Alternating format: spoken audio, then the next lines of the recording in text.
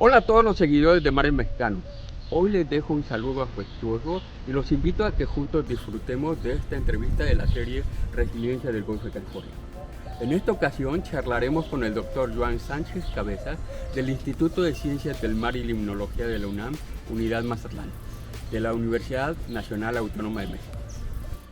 En este artículo titulado Rápido calentamiento del agua superficial e impacto de recientes anomalías de temperatura durante 2013-2016 en aguas costeras de la entrada este del Golfo de California. Durante nuestra plática, el doctor Joan Sánchez Cabeza nos narra cómo su equipo usó su propia base de datos, que es de la década de los 70, cuando el gobierno federal dio su primer impulso a la creación de instituciones de investigación marítima en el Pacífico, para construir la serie de tiempo del sur del Golfo de California, con el cual concluyeron que el Golfo de California se ha calentado en promedio 1.57 grados centígrados por década. Acompáñanos a disfrutar de esta plática. Bueno, el día de hoy estamos muy contentos de recibir a un invitado muy especial, el doctor Joan Albert Sánchez Cabeza, de la Universidad de Mazatlán del Instituto de Ciencias del Mar y Limnología de la UNAM. Estoy muy feliz de que estés aquí porque de alguna manera nos da una oportunidad de platicar de uno de los temas que oímos casi a diario, ¿no? El cambio climático, pues, el calentamiento global. Entonces, a mí me gustaría que nos platicaras un poco cómo es que has hecho tu investigación y en cuanto a cambio climático en el Golfo de California, particularmente lo difícil que es obtener datos. A mí me gustaría que nos platicaras un poco de eso. Pues mira, Jaime, la verdad es que todo esto nace en realidad de una forma indirecta hace ya algunas décadas, cuando empecé a trabajar en temas de cambio climático, ¿no? Y una de mis conclusiones, digamos, de mi carrera científica, que es más extensa y ha tratado de otros temas en el pasado, es lo importante que son las series de tiempo, ¿no? Y yo, si algún joven científico me escucha en estos momentos, le daré mi primera frase, que es: pon una serie de tiempo en tu vida. Y ojalá lo hubiera empezado antes, ¿eh? Pero en realidad creo que es muy importante que todos seamos conscientes de lo importante que es tener un registro de lo que ocurre en el pasado, porque para conocer el futuro, lo primero que tenemos que saber conocer es el pasado, ¿no? Pero es mucho más difícil y mucho más interesante en la zona costera, porque ahí lo que necesitamos es medir variables del agua, ¿no?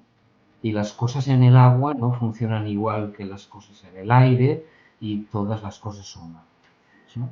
Ese es el origen, ¿no? El origen es el realmente querer generar series de tiempo lo más largas posibles, ¿no? Y a partir de ahí nació el concepto de los observatorios del cambio global en México, que tenemos tres en la UNAM. Uno está en Puerto Morelos, otro en Ciudad del Carmen y otro está aquí en Mazatlán. Y en particular, pues el de Mazatlán, que es donde yo me encuentro ahora, es el que yo superviso directamente. Y es importante porque una de nuestras visiones, Jaime, es 100 años. Mm. Y claro, dentro de 100 años decimos en España todos calvos, ¿no? Eso quiere decir que es un proyecto que nos tiene que trascender, pero esa es la idea, ¿no? Generar datos duros de medidas físico-químicas de momento que nos permitan ver cuál ha sido la evolución de estos ecosistemas en el tiempo, ¿no? Que mucha gente ya percibe, y toda esta transformación es lo que nosotros llamamos cambio global. Y una de las manifestaciones de ese cambio global es el cambio climático y, como no, pues la primera variable en la que uno piensa y en la que pusimos especial interés desde el principio es la temperatura, aunque hay otros más, ¿no? Hay otras variables que ya estamos empezando a desarrollar con más interés, como es el oxígeno, los temas de acidificación, etcétera, etcétera. Pero fíjate que ahorita que lo mencionas, en realidad cuando estaba leyendo tu artículo veía que tenías registros de 1973 a la fecha, ¿no? Son casi 40 años. Y bueno, yo en ese entonces tenía 11 años, yo creo que tú andabas también por ahí. Obviamente tú no tomaste esos datos, ¿no? O sea, entonces, al menos en el calentamiento del Golfo de California, yo lo que he visto es que algunos investigadores han buscado registros paleoceanográficos para tratar de inferir la temperatura. Otros han intentado hacer pues modelos, ¿no? Que ya globales, y tratar de interpolar datos de aquí, pero obtener datos realmente del Golfo de California en particular es difícil y a veces no lo conceptualizamos tan fácilmente. Pues ahí pues tuvimos la suerte. Este trabajo es una colaboración entre dos grupos de investigación, el nuestro, el Laboratorio de Cambio Global y Climático, y el Laboratorio de Eventos Marinos del doctor Carballo, aquí también en la unidad. Y él tuvo la suerte de tener contacto con un grupo que había estado recopilando esa información durante un cierto tiempo y él la recogió, ¿no? Y pues eso fue la oportunidad que tuvimos de realizar un blend, una mezcla entre datos de muy alta frecuencia, como te comentaba, y luego datos que se habían estado tomando con frecuencia mensual desde los años 70. Y eso fue una excelente oportunidad.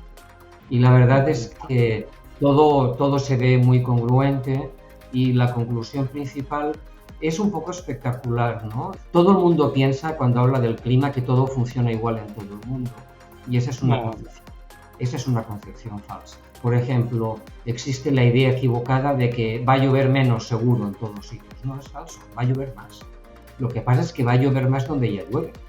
Y en las zonas donde no llueve, la proyección es de que va a llover menos, ¿no? Entonces, con la temperatura pasa lo mismo. La temperatura global está incrementándose, lo tenemos muy claro, muy bien visto en muchos registros, a un promedio a nivel global oceánico que no llega a 0,2 grados por década, ¿no? Que no parece mucho, pero sí es mucho. Sí, y de hecho hay lugares en el mundo donde, debido a las corrientes oceanográficas, la temperatura está disminuyendo porque se están intensificando corrientes de origen polar. Claro. Pero aquí, en la zona de Mazatlán, se está calentando más rápido, y de hecho bastante más rápido. O sea, en vez de encontrar un 0,2, estamos encontrando casi un 0,6, ¿no? Lo cual llama mucho la atención, es muy espectacular, y nosotros no podemos explicar al 100%, pero yo diría como un resumen de toda la reflexión, pues finalmente hay un proceso de tropicalización, es decir, de que las aguas más cálidas ecuatoriales, pues cada vez las vemos más arriba y llegan con más facilidad. El trabajo de Fabio Favoreto, de ahí de Progress in Oceanography, habla de esa tropicalización, cómo cambian las comunidades de organismos bentónicos debido al calentamiento, porque en realidad tu investigación ha llamado mucho la atención para toda la comunidad que trabaja, al menos en el Golfo de California, ha llamado bastante la atención, porque provee evidencia que al menos en la parte sur del Golfo de California existe un calentamiento, ¿no? Estuve revisando algunos registros meteorológicos, algunos en Sonora, algunas en Baja California Sur, y algunos, no todos, algunos marcan un aumento de temperatura atmosférica de esa velocidad. Entonces yo creo que sí tiene que ser un fenómeno, vamos a decir, regional, y que muy probablemente tenga que ver con esa migración. Fíjate que el tema de la tropicalización, ya sé que es una palabra complicada, pero yo creo que es muy clara. Es una palabra que yo oí hace unos años de gente de ingeniería de costas, porque dicen que en ese proceso la incidencia de las olas sobre la costa, el ángulo va cambiando, y por lo tanto los procesos de erosión y de deposición de sedimentos también está cambiando, o sea que van a cambiar también nuestras playas, ¿no? Y nuestras zonas costeras, digamos, vamos a llamarle turísticas. Y ese es un proceso que sí se espera y que yo creo que probablemente sea la razón principal de lo que estamos viendo. En realidad, el calentamiento que tú detectaste en Mazatlán es en la costa que normalmente tiene mayor productividad en el Golfo de California, ¿no? Toda la costa este del Golfo de California, cuando vienen los vientos del noroeste, se crean eventos de surgencia y en realidad cuando uno lo ve a lo largo de todo el año, es una de las zonas más productivas del Golfo. Entonces, ¿qué implicaciones tendría un calentamiento? Porque si está subiendo a punto 0,6 grados centígrados por década, ¿verdad? Es por década. Por década. Y claro, si en el futuro esto fuera incrementando, ¿qué posibles riesgos o problemas podemos enfrentar para las comunidades de ahí de Mazatlán o la costa este? Has mencionado una palabra muy importante que es el de surgencia, es decir, el hecho de que cuando existen cierto tipo de vientos, que son los comunes en invierno, hay un proceso que favorece que las aguas se eleven, ¿no? Que se llaman surgencias. Pero esas aguas, que las estamos estudiando también en relación con el oxígeno, suben más durante eventos niña que durante eventos niño, debido a que las aguas cálidas, digamos que a veces son más espesas, más gruesas o a veces menos, ¿no? Y cuando es menos esta capa, ese agua fría va a subir con más facilidad. ¿Qué va a pasar con el calentamiento global? Y eso todos los modelos lo dicen. Y es que esa capa de agua caliente cada vez va a ser más grande. ¿Y eso qué quiere decir? Que los fenómenos de surgencia que aportan nutrientes, que hacen que aumente la productividad y que por lo tanto la pesca sea mayor, cada vez va a ser más difícil y va a haber menos. O sea que dicho de esa manera, coloquialmente, yo preveo que la pesca en el futuro sea menor, realmente, ¿no? Yo no tengo ninguna evidencia, ¿eh? Ahora estamos hablando en pura hipótesis, pero sí tenemos evidencia de que las urgencias son mucho más intensas durante eventos La Niña, que es cuando básicamente en el Pacífico Este tenemos aguas frías, que durante eventos El Niño, que es cuando tenemos aguas cálidas que proceden de Asia, básicamente, ¿no? Entonces, durante El Niño las urgencias son mucho menos intensas, las temperaturas, todo el mundo ya lo sabe, mucho más cálidas. A mí me gustaría preguntarte si el calentamiento global es en promedio, se ha incrementado en todo el planeta y efectivamente, como bien lo dice, en ciertas regiones se calienta más y en ciertas regiones de hecho se está enfriando, hay equilibrio. Ahí la pregunta sería, ¿qué mecanismo o qué posibles ideas hay para explicar por qué el Golfo de California está calentando a una velocidad más rápida que el promedio? Cuando, por ejemplo, la costa occidental de California se supone que se ha ido enfriando, pues, o sea, en promedio, claro, ¿no? ¿Cuál es tu perspectiva de qué, hacia dónde crees que deberíamos de investigar para tratar de saber qué mecanismos son los que están realmente actuando en todos los prolongados calentamientos que tuvimos como la década pasada, ¿no? Si hablamos estrictamente de calentamiento y no de otras variables del sistema climático, pues por supuesto los satélites nos van a dar mucha información, aunque limitada. Entonces es como una fotografía, ¿no? Entonces cuando ves una fotografía, pues ves la superficie del mar, pero no ves lo de abajo, ¿no? Pero ahí realmente la tecnología, la estrategia que yo creo que nos va a dar mayor información son los modelos numéricos. De hecho, yo tengo un estudiante en colaboración con la Sorbona en París, en Francia, y estamos trabajando ya en modelos regionales que abarcan desde Estados Unidos hasta Perú, básicamente, ¿no? O sea, no tan solo la zona limitada de Mazatlán, para reproducir los fenómenos de mesoescala, ¿no? Y perdón por la palabra, ¿no? Es decir, no solamente las grandes corrientes, sino esos procesos de mezcla que están ocurriendo continuamente y que nosotros vemos difícilmente. Los modelos nos permiten, vamos a decirle, prolongar ese conocimiento satelital de la superficie a toda la columna de agua. Cuidado, porque esos modelos se tienen que calibrar, se tienen que validar, y esa es la parte siempre más difícil, ¿no? Y esa yo pienso que es un mensaje importante para la comunidad oceanográfica, para los nuevos jóvenes, para los estudiantes que piensen en dedicarse a temas marinos es que nada puede sustituir el trabajo de campo. Es imprescindible que sigamos un trabajo de monitoreo de todo el Golfo de California. Y realmente la cantidad de información que tenemos del Golfo de California, yo desde una perspectiva que vengo de fuera, hace 12 años que estoy en México, sigo pensando que esa cantidad de información dura, de datos de medida directa, de datos de laboratorio, sigue siendo muy escasa. Entonces yo creo que es muy importante que sigamos midiendo, que los observatorios duren 100 años, como el mío, por ejemplo, espero que dure 100 años, ¿no? Y que la gente salga con barcos y a la vez que generemos una comunidad de científicos que sean capaces de resolver modelos cada vez más finos.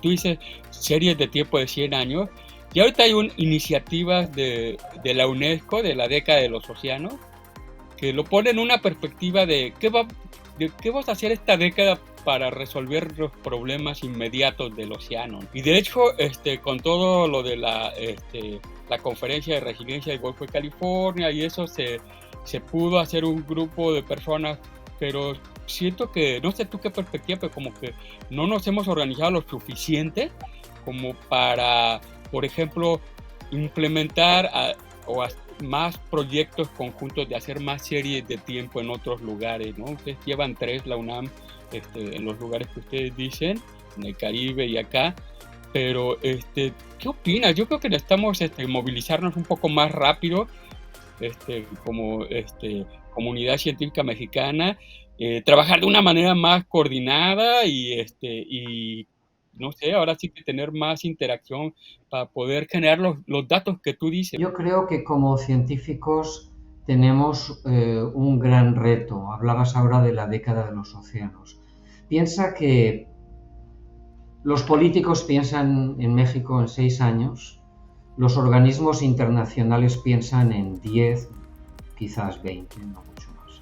Yo diría que 10. Los científicos jóvenes tienen que pensar en escala temporal de décadas, ¿no? Por eso esa frase que la voy a repetir, pon una serie de tiempo en tu vida. Pero lo que tú dices de hacer un esfuerzo del Golfo de California, sinceramente requiere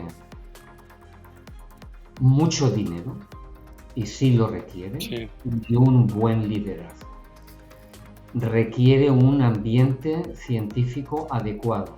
Yo vería muy, muy importante un programa de boyas Argos. Las boyas Argos son unas boyas que van a la superficie, tienen muchas ondas, van al fondo, se trasladan, suben, envían imágenes al satélite y así siguen, ¿no? Y eso daría respuesta a muchísimas preguntas. Pero eso requiere una gran inversión, no solamente en la tecnología, sino que eso requiere departamentos de ingeniería en varias instituciones que sean capaces realmente de mantener y obtener esa información y hacerla libre y desarrollar tecnología en esa dirección. Yo creo que eso nos ayudaría mucho para resolver muchas de las preguntas. Y por supuesto los buques oceanográficos, ¿no? El hecho de ir y tomar muestras de plancton y de pesca y de variables, eso va a ser siempre imprescindible. Yo durante una década fui experto del sistema de gestión de datos oceanográficos de la Unión Europea, a nivel de toda la Unión Europea. Okay. Y yo te puedo decir que aprendí mucho en esas reuniones, de auténticos desastres con datos. ¿Cuántos datos se han perdido en la historia de la Unión Europea simplemente porque nadie se ha hecho cargo de ellos? Eso, Jaime, está pasando hoy en México. ¿Cuántos datos son propiedad del investigador? No se almacenan correctamente y finalmente se acaban perdiendo. Ese es un esfuerzo a nivel nacional que deberíamos resolver todos juntos rápidamente. Pero aquí hay un tema político muy importante y es que el Golfo de California es 100% Por lo tanto, esa iniciativa tiene que ser liderada por investigadores mexicanos que sean capaces de atraer, y seguro que no habría ningún problema en atraer a investigadores de la NOAA, que son nuestros vecinos, y a muchos investigadores también de la Unión Europea que invirtieran y pusieran a su disposición recursos y conocimientos para desarrollar programas ya a largo plazo. Yo realmente yo creo que esa es la vía. México liderando un proyecto internacional en el Golfo de California. Que sería un buen sueño como científico y bueno, y darle respuestas a la sociedad, ¿no?